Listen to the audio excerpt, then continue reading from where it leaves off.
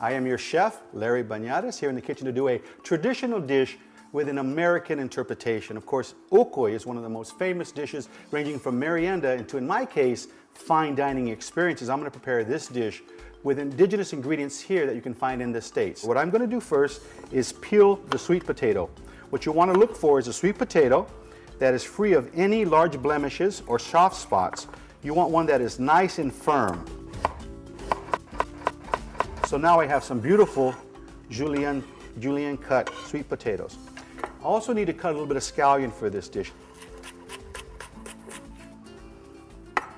And I'll put those off to the side. Each Ukoy recipe varies in what the content is, but in my particular recipe, I like to make a batter with a combination of 2 different flours.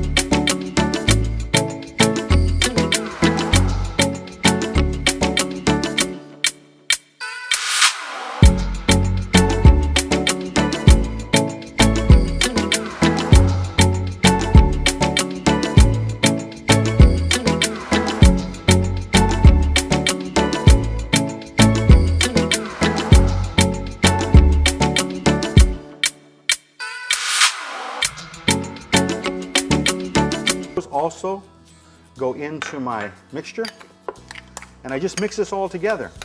Now what I'll do at this point is re-season. Remember, I just seasoned the batter. Now I need to season the shrimp as well as the sweet potatoes.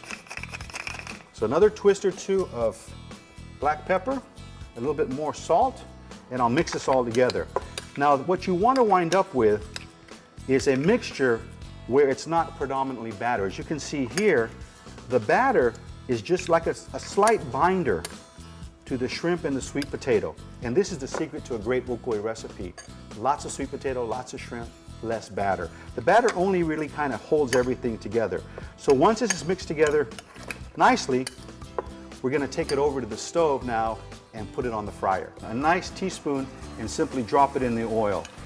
Now the more random the size and shape of your Ukoy, the more interesting it'll be at the dinner table or at your next party. So once they're cooked, and I see this is probably a little bit golden brown, we simply turn it over in the pan. We'll bring it to the side of the pan and turn it over. And you see as I turn them on to the paper towel here, how abstract and beautiful they look. I'm going to come over here to the chiller, where I have some beautifully chilled baby greens. Wash them again. Keep them nice and cold until the presentation. What I like to do is add a little bit of light vinaigrette. My vinaigrettes typically have a little bit of rice wine vinegar, a hint of ginger, and as well as just a little bit of mustard or wasabi in it to give it a nice Asian flair. So those are ready.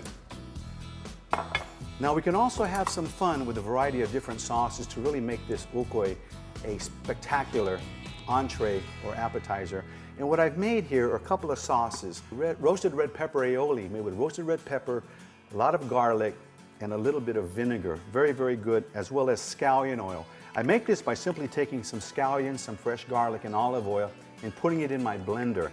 And these two help us make a wonderful presentation. So let's take our terrific plate And we're going to mound these greens in one side of the plate. I mound those beautiful greens, kind of layering them on top like this, looking for a little bit of height on the presentation.